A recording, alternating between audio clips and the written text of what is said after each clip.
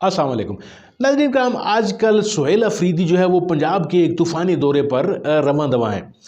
पंजाब में वो पहुंच चुके हैं और पंजाब हुकूमत की आप हालत देखें कि उन्होंने पूरे रास्ते बंद किए, कंटेनर्स का एक पूरा बाज़ार दोबारा गर्म हो गया।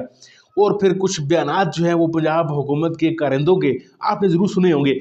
आप इसी के मुतालिक ये वीडियो देखिए, फिर इसके ऊपर बात करते हैं। एसएचओ ने कहा जी कि सानू तो रात 1 बजे क्या गया कि छापे मारो बंदे चुको। जनाबे वाला इस वक्त जब मैं आपसे बात कर रहा हूं मेरे घर के बाहर पुलिस खड़ी है। सुबह 7 बजे एक डीएसपी, 2 इंस्पेक्टर, 4 पुलिस की गाड़ियां आई हैं। मैं वहां मौजूद नहीं था, बच्चे वहां मौजूद थे। वीडियो है मेरे पास अभी, अगर आप देखना चाहते हैं तो मैं अभी दिखाता हूं। इस वक्त भी खड़े हैं और बच्चों को हरास किया गया है। मैं वहां पे मौजूद नहीं था। मैंने एसएचओ से बात की, मैंने कहा यार हमारी तो कोई एहतजाज की कॉल भी नहीं है। नॉर्मली आप लोग तब आते हैं, हमें तंग करते हैं कि जब कोई एहतजाज की कॉल दी हो। एसएचओ ने कहा जी कि सानू कोई पता नहीं, सानू तो रात 1 बजे क्या गया कि छापे मारो बंदे चुको। थाना मानावाला में 3 बंदे रात को पकड़े हैं। सफ्तराबाद में मैं ये नाम दे रहा हूं आपको, बंदों के वर्करों को पकड़ा गया है। आम आदमी है, गरीब आदमी है। सर ये कैसी बात कर रहे हैं कि मतलब इतनी लाइलमी कि इनको पता ही नहीं है कि पूरे पंजाब में इस तरह का वेलकम आप करते हैं। सर एक दूसरे सूबे से आ रहा है और हम फख्र से पंजाबी कहते हैं कि पंजाबी बड़े मेहमान नवाज लोग हैं। पंजाबी, हम भी पंजाबी हैं, ये भी पंजाबी हैं, सारे पंजाब के बासी हैं। और एक बंदा आ रहा है, वो सिर्फ अपनी पंजाब की पार्लिमानी पार्टी तहरीक इंसाफ से एक मीटिंग करने आ रहा है और आपने पूरे पंजाब को जो है वो मैदान जंग बना दिया है। खुदारा कोई खौफ करें। और मिनिस्टर साहब ने हर इंटरचेंज पे पुलिस खड़ी है, लोगों के घर तोड़े हैं। और मैं ये हलफ से बात कर रहा हूं और मैं अगर इसको साबित ना कर सकूं जो बात मैंने की है तो मैं रिजाइन करूंगा, वरना ये कहेंगे ये रिजाइन करेंगे। और इन्होंने जो लॉ एंड ऑर्डर की, सर मेरी आखिरी बात सुन लीजिएगा, मैंने एक एफआईआर आपको भेजी है, सुन लेना सर, गुजारिश सुन ले। इन्होंने कहा कि पंजाब में लॉ एंड ऑर्डर की सूरत बहुत बेहतर है।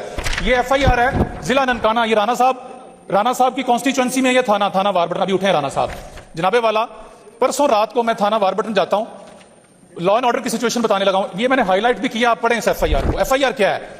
मुदई कहता है कि मैं वारबटन बाजार में कोई सामान लेने गया और मेरी जेब में 10 लाख रुपए थे। वहां पे मुझे 3 बंदे मिले, 2 मर्द और 1 खातून। उन्होंने कहा कि हम आपको सस्ता सामान ले देते हैं और मैंने अपना 10 लाख कैश उनको दे दिया और मैं वॉशरूम चला गया, वॉशरूम करने के लिए। और 5 मिनट बाद मैं दोबारा आया तो मेरे वो बंदे तीनों गायब थे। सर इतने सारे बंदे बैठे ने, खुदा दा खौफ करो। एफआईआर पढ़ के पता चलता है कि बोगस एफआईआर है।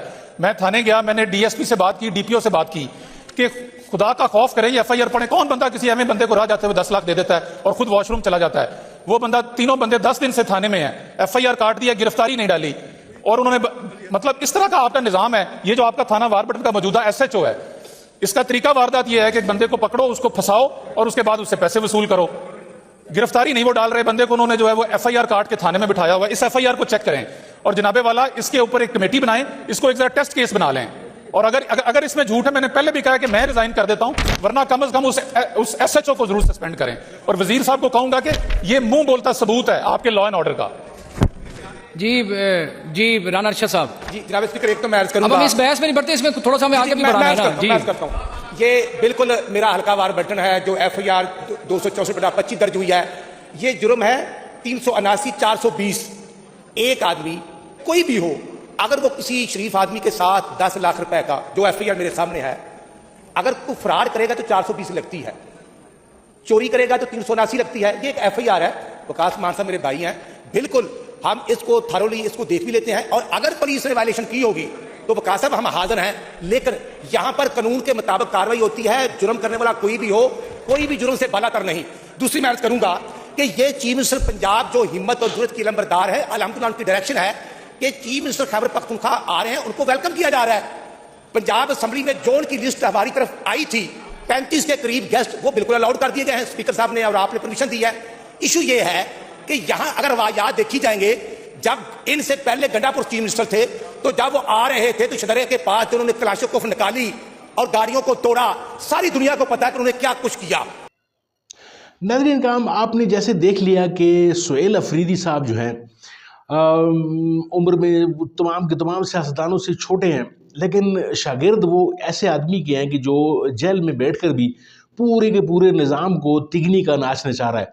नाज़रीन काम, इन्होंने ये फैसला करके इंतहाई दानिशमंदी का सबूत दिया कि ये पंजाब जाएं। बज़ाहिर ये एक आम सा विज़िट है, जो वहाँ के पंजाब के पार्लियामेंटेरियंस हैं या तहरीक इंसाफ के कुछ लोग हैं, उनके साथ एक मुलाकात का बहाना था। लेकिन इसके पसे पर्दा जो सियासतकार फरमाए वो तहरीक इंसाफ की या इमरान खान साहब की जो तालीमात हैं सुहेल अफरीदी के लिए या पूरी की पूरी पार्टी के लिए, वो अजीब रंग इख्तियार करती हुई जा रही है। यानी पंजाब हुकूमत की हालत ये है कि इनको यानी तिगनी का नाच नाचना पड़ रहा है। पूरे का पूरा रास्ता बंद किया इन्होंने, कंटेनर जो हैं वो लगा दिए और आंसू गैस और शेलिंग और दफ़ा 144 और न जाने क्या क्या। तो नाज़रीन किराम, ये वो चीज़ें हैं, ये वो डरावने ख्वाब हैं जो वफाकी हुकूमत भी और उनकी जो पंजाब हुकूमत है ये वो भी देख रही है। और इनको इसलिए ये दिखाई दे रहे हैं कि वो कहते हैं चोर की दाढ़ी में तिनका, क्योंकि ये अवामी ताकत से इक़्तिदार में नहीं आए हैं।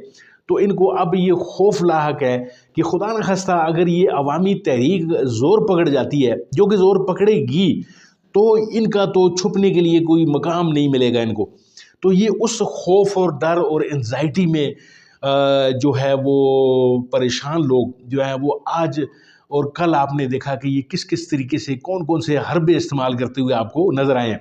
नाज़रीन हम देखते हैं कि ये पूरी का पूरा जो सिचुएशन है ये किस तरफ जाती है। क्या ये वही पुरतशद्दद जो हालात हैं उन पर मुंतज होगी जिस तरीके से पहले जो है वो गोलियां चली और हजूम पर गोलियां चलाई गई, लोग मर गए और कुछ ज़ख्मी हुए, या फिर ये जो है किसी पुरसकून तरफ जो है इस मुल्क को ये एक्टिविटीज़ लेके जाएंगी। गो के सियासी एक्टिविटीज़ हैं, इनको हमेशा ही अदम तशद्दुद पर मुंतज होना चाहिए, लेकिन ये अब गवर्नमेंट पर ये बात जाकर रुकेगी कि वो इसको किस तरफ लेके जाते हैं। नाज़रीन काम मिलते हैं आपके साथ किसी ऐसी और मालूमाती वीडियो के साथ, तब तक के लिए दीजिए इजाज़त। अल्लाह आपका हामी व नासर।